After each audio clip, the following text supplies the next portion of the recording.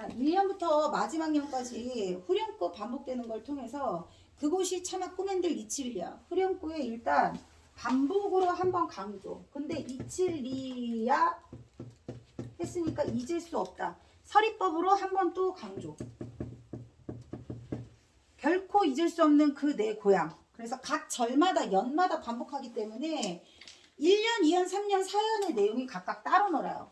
첫 번째는 고향 하면 떠오르는 풍경이 있어요. 넓은 벌판이 있어. 시냇물이 흘러가고 있어. 얼룩배기 황소가 있어. 풍경이잖아요. 근데 두 번째 연에서는 화롯불 켜놓고 저녁 무렵이면 졸음에 겨우신 아버지가 있어요. 그러다가 다시 하늘을 향해서 화살을 쏘는 나의 꿈나는 이면 시절 이야기를 해. 그러다가 누이와 아내 이야기도 해요. 각각의 연애 인과관계가 있다 없다? 없어요.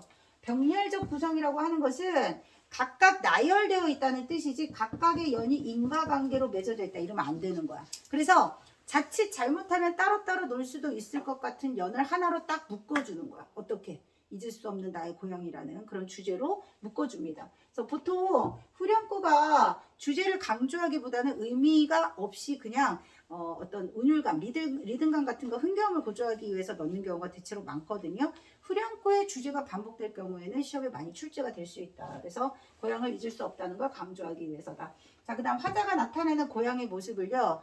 거의 대부분 시골, 토속적인 향토적인 소재, 토속적이고 향토적인 소재가 많이 열거되어 있을 거고 우리말의 묘미를 잘 살린 우리가 잘 쓰지 않는 문학적 표현이 있거든요. 그래서 낱말뜻 내신 문제에서 꼭 나옵니다. 뜻 물어보는 거 어휘풀이 문제로 나와요. 그래서 감각적으로 표현했기 때문에 심상 많이 활용해서 쓴 거 심상 나옵니다. 선생님이 공감각적 심상만 필기한 건 다른 심상도 있어요. 청각도 있고 시각도 다 있습니다. 근데 공감각적 심상 감각의 전이 찾는 거 연습하려고. 금빛 게으른 울음소리. 자, 표현 대상을 찾으세요.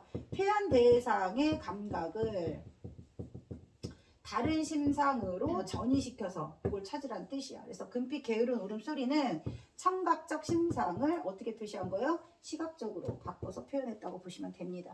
그 다음 반바람 소리. 바람 소리가 막 말을 달리는 것처럼 거칠게 막 소리가 나고 있어요. 얘도 청각의 시각화입니다. 청각의 시각화만 있는 게 아니고 앞에 건지 뒤에 건지 이거 잘 찾는 거 이거 반드시 출제 요소니까 꼭 기억하세요. 청각의 시각화. 자, 그러면 이제 내용 볼게요. 1년 보세요. 1년. 자, 넓은 벌 동쪽 끝으로 옛 이야기 지줄대는 동그라미 치세요. 지줄된다. 조잘조잘 떠드는 소리를 말하는 겁니다. 자, 근데 조잘되는 게 실개천입니다. 실개천이 흘러가는 소리를 지줄대는 이라고 했으니까 의인법 쓰였어요. 의인법. 고향의 풍경하면 넓은 벌판이 떠오릅니다. 실개천이 떠오릅니다. 실개천 동그라미 치세요. 황소 동그라미 치세요. 지라로 동그라미, 집베개 동그라미. 동그라미 친 것들의 모두 다 공통점은 향토적 소재라는 거. 시골에서 흔히 많이 볼 수 있는 거. 향토적 정감을 드러내면 고향하면 막 푸근하고 따뜻하고 막 그런 느낌이 들겠죠. 실개천이 휘돌아 나가고 얼룩배기 황소가 해설피 낱말뜻 잘 나온다고 했어요. 해가 질 무렵이면 색깔이 이렇게 막 노을 질 때 그 풍경을 생각해 보시면 돼요. 빛이 막 어스름하게 질 무렵. 그 무렵이 되면 금빛 게으른 울음소리가 들리는 곳이 내 고향의 모습입니다. 청각의 시각화, 공감각적 심상 있고요. 그곳이 차마 꿈엔들 이칠리아 절대 잊을 수 없습니다. 화자의 정서가 가장 집약되어 나타나 있는 부분이에요. 정서집약. 여기서 화자의 정서는 뭐예요? 잊지 못할 고향에 대한 그리움입니다. 자, 그리고 평화롭고 한가로운 고향의 모습은 전체적인 풍경을 나타내고 있습니다. 그래서 한가롭고 평화로운 고향의 전경을 원경, 멀리서 바라보이는 경치를 원경이라고 합니다. 가까이서 바라보이는 건 근경이라고 해요. 지난번에 우리 관동불곡 했니? 관동불곡 안 했니? 아직 남았나? 안 했어요? 관동불곡? 대답 없는 거 보니 안 했군. 자, 원경, 멀리 보이는 풍경, 가까이 보이는 풍경은 근경. 지라로에 제가 식어가면 시간의 경과. 이제 밤이 되었습니다. 지라로도 시골에서 많이 흔히 볼 수 있는 흔한 소재야. 제가 식어간다는 건 시간의 경과를 나타내기도 하지만 지라로가 있을 무렵이면 겨울밤이 되는 거야. 그럼 그 겨울밤에 비인 밭에 밤바람 소리, 말을 달리고 청각의 시각화 있다고 그랬어요. 비인 동그라미 쳐보세요. 그리고 밑에 연으로 내려가면 파아란 있어요. 비인 하고 파아란 글자 수를 느리거나 줄이는 거 시적 허용이라고 했어요. 시적 허용. 시의 효과를 높이기 위해서 글자 수를 늘릴 수도 있고 줄일 수도 있습니다. 근데 문법적으로 어긋나는 표현을 쓰는 것도 시적 허용에 해당해. 글자 수 늘리거나 줄일 수 있다. 문법적으로 맞지 않는 표현. 일부러 막 사투리만 막 쓰는 시도 있어요. 오메 단풍 들건네. 이런 식으로. 그런 식으로 시적 허용은 시의 효과를 높이기 위해 쓰는 겁니다. 자, 엷은 졸음에 겨운 늙으신 아버지가 집백에 돋아 고드시는 곳. 아버지는 고단하게 밤이 되면 한가롭게 잠을 청하시고 계십니다. 아까 1년이 고향의 전경이 쫙 펼쳐져 있는 모습 원경이라면 2년은 아버지가 가까이서 보여지는 느낌이죠. 밖에서 안으로 들어왔습니다. 풍경에서 가족으로 바뀌었습니다. 원경에서 금경으로 바뀌었습니다. 시상 전개가 어떻게 전개되고 있는지. 그 다음 세 번째, 흙에서 자란 내 마음 파란 하늘빛이 그리워. 자, 파란 하늘빛 줄치세요. 어린 시절 나의 꿈, 이상, 동경. 꿈, 이상, 동경. 나는 어린 시절 꿈꾸면서 고향에서 함부로 화살을 쏘았다는 것은 내 꿈을 향해서 어린 시절 순박하고 소박하게 내 고향에서 보냈던 그 시절이 화살을 쏘면서 하늘빛을 그리워하는 것처럼 이렇게 표현한 겁니다. 호기심, 동심 가득했던 나의 유년 시절.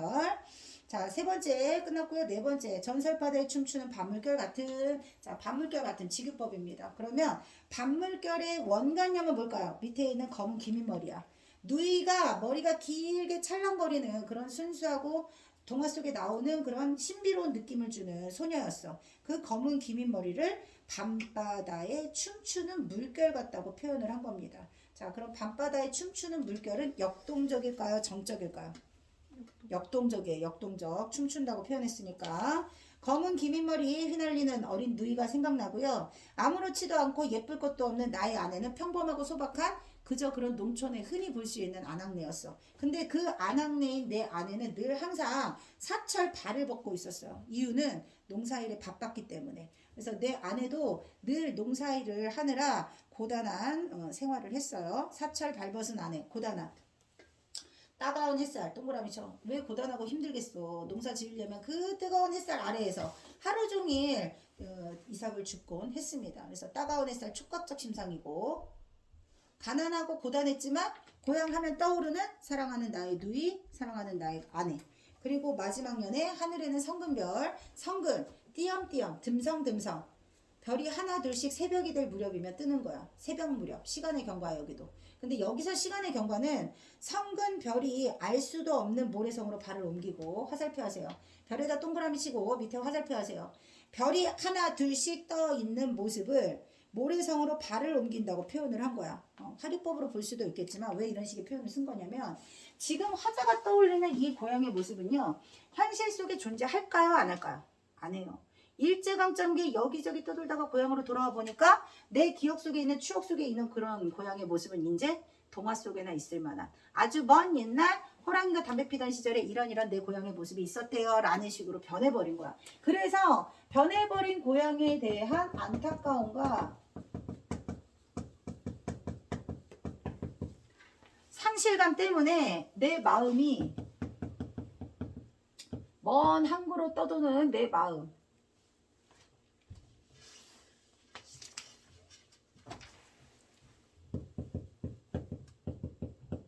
고향이 이제 나에게는 정착하지 못하고 위로와 위안을 주지 못하는 곳으로 변해버린 거예요. 그래서 먼 항구로 떠도는 구름과도 같다고 이렇게 표현을 했어. 자, 마음은 구름과도 같다. 시가 사연으로 되어 있고 굉장히 짧아요. 늘 항상 한결같이 나를 반겨주는 자연은 여전히 변함없지만 내가 그리워했던 고향의 모습은 이제 사라졌다. 그래서 성근별이 모래성으로 발을 옮기는 것처럼 신비롭고 동화 속에나 나올 것 같은 아름다운 나의 고향은 이제 없는 거예요. 자, 알 수도 없는 모래성으로 발을 옮기고 넘기세요. 서리까마귀 우지짓고, 자, 서리까마귀 가을이 되었어요. 서리까마귀가 우지짖는 청각적 심상. 그때 초라한 지붕 흐릿한 불빛, 가난한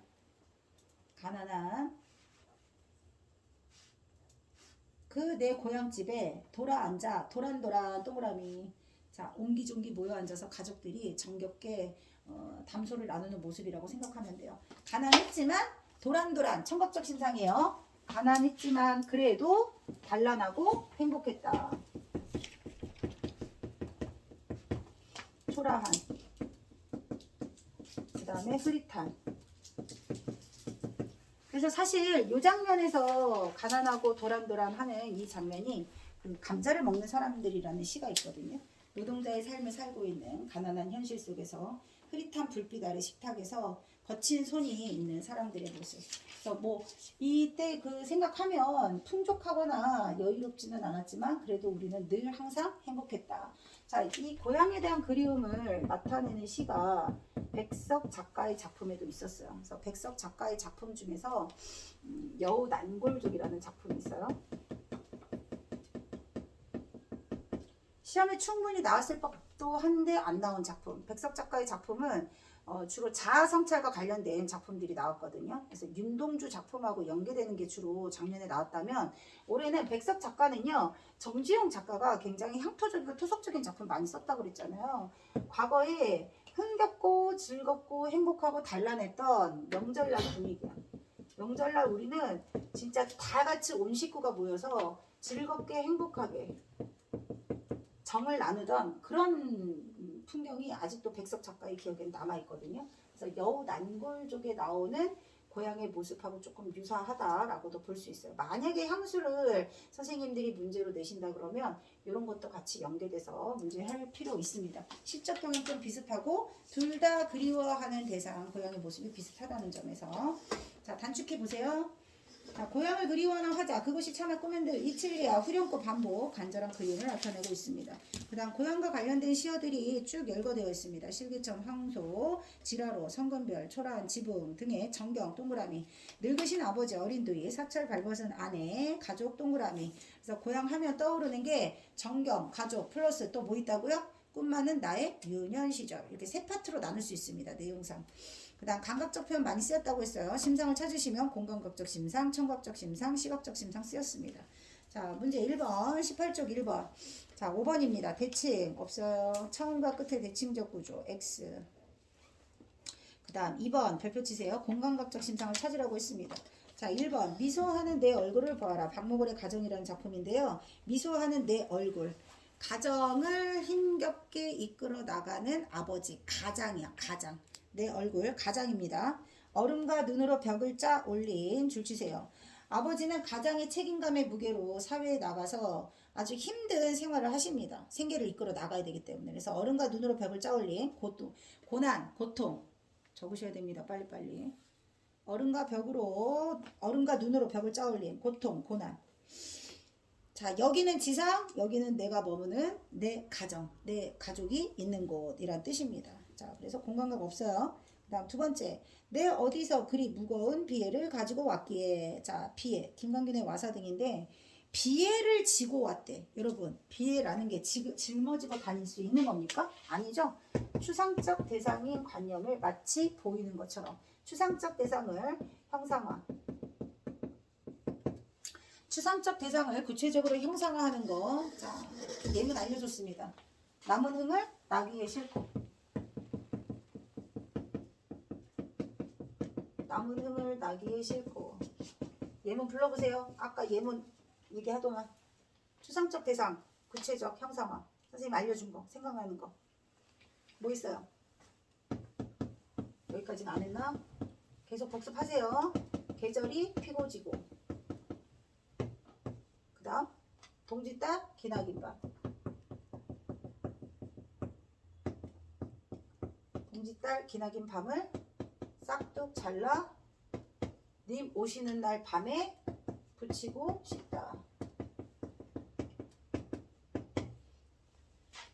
시간이 뱀의 또아리를 튼다.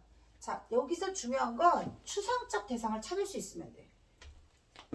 추상적이죠. 시간 안 보이죠. 밤 안 보이죠. 근데 마치 보이는 것처럼 만질 수 있는 것처럼 이렇게 표현한 걸 찾으시면 돼요. 그 다음 3번에 먹구름 깔리면 하늘의 꼭지에서 터지는 뇌성이 되어 가루가루의 음양이 된다. 여러분, 가루가루의 음양의 원관념이 뭘까요? 가루가루 음양의 원관념이 뭘까요? 여러분, 제목이 종소리예요. 그럼 지금 이 시는 뭘 표현하는 거야? 종소리를 표현하는 거지. 근데 종소리가 마치 가루처럼 흩날리고 있다고 했어. 청각의 시각화. 청각의 시각화. 답은 3번이에요. 그 다음 내 그대를 생각하면 줄쳐. 사소한 일이다 줄쳐. 무슨 법? 맨날 했던 거. 반, 법. 내가 당신을 사랑하는 게 사소한 일이래. 근데 그 사소한 일이 해가 지고 바람 부는 일처럼 사소하대요. 해가 지고 바람 부는 일처럼 직유법이에요. 사소한 일을 해가 지고 바람이 부는 일에 비유한 거잖아요. 해가 지고 바람이 부는 건 표면적으로는 사소해 보일지 모릅니다. 하지만 매일같이 반복되어야만 하는 중요한 일이야. 그만큼 내 마음은 당신에 대한 내 마음은 사소하지 않아. 속뜻은 사소한 게 아닌데 사소하다고 표현했다. 반어법. 그 다음 5번. 상꽁도 서럽게 울은 슬픈 날 줄쳐. 상꽁이 서럽게 울고 있다. 백석의 여승이라는 작품. 백석 작가의 작품이에요. 중요하겠죠? 상꽁이 서럽게 울고 있대요. 뭐예요? 상꽁이 왜 서럽게 울고 있을까? 화자가 서러워서야. 여승을 바라보는 화자가 그 여승이 진짜 너무너무 고통과 불행과 그런 모든 삶의 역경을 다 겪고 난 다음에 속세를 벗어던지고 절로 들어온 거야. 그래서 여승이 된 거야. 어느 날 그 여인을 만난 거야, 화자가. 그래서 그 여인의 사연을 알고 있는 나는 산광도 서럽게 울은 슬픈 날에 그 여인을 만났다. 일제강점기 고통받았던 우리네 민중의 삶을 소재로 쓴 시입니다. 짧지만 출제되는 요소들이 꽤 있습니다. 이 여인은 과거에 나와 인연이 있었어요. 어느 광산 앞에 아이를 등에 들쳐 업고 옥수수 장사를 하고 있었던 여인이었어. 아이가 울고 있는 그 여인을 내가 처음 만났어요. 근데 그 여인의 남편은 돈을 벌러 가서 몇 년째 돌아오고 있지 않아. 그리고 그 아이마저 죽은 거야. 그래서 그 아이가 죽고 남편도 잃고 아내는 더 이상 속세에 머무를 수가 없어서 속세를 등지고 여승이 된 거야. 얼마나 기구한 사연을 가지고 있는 여인이냐. 그래서 그 여인을 만난 날이 산광도 서럽게 울은 슬픈 날이었다. 감정이입이에요. 감정이입, 산광. 자, 선생님이 5편의 시를 이 짧은 순간에 한 줄로 요약해서 출제해서 알려준 겁니다. 시를 복습하세요. 시를 복습하시고 제목을 기억할 수 있어야 된다. 자, 답은 3번이다. 그 다음 19쪽. 니은에 대한 설명으로 적절하지 않은 거. 정서집약 맞다고 했어요. 음보 없어요. 그 다음에 주제의식이라고 했어요. 반복, 통일성 다 동그라미에요. 각 연의 시상을 매듭 지으면서 내용이 긴밀하게 대응한다. 자, 그래서 후렴구 역할 물어보는 걸로 가장 큰 특징을 가지고 있는 게 고려가요. 옆에 적어. 고려가요 후렴구하고 비교대조하는 문제 나올 수 있습니다. 고려가요 후렴구 뜻 없습니다. 운율 형성을 위해서 음악적 리듬감을 주기 위해서 쓰는 게 고려가요. 근데 이 시는 주제가 강조되기 위해서 후렴구를 쓰고 있다는 거 매우 중요합니다. 껌 줄게요. 기다려. 자, 그 다음 4번. 대답으로 적절하지 않은 것은 4번입니다. 어린 시절 안타깝다? 아니, 어린 시절 생각하면 꿈 많고 행복했던, 단란했던 내 가족이 있었던 곳이었다. 안타까운 X.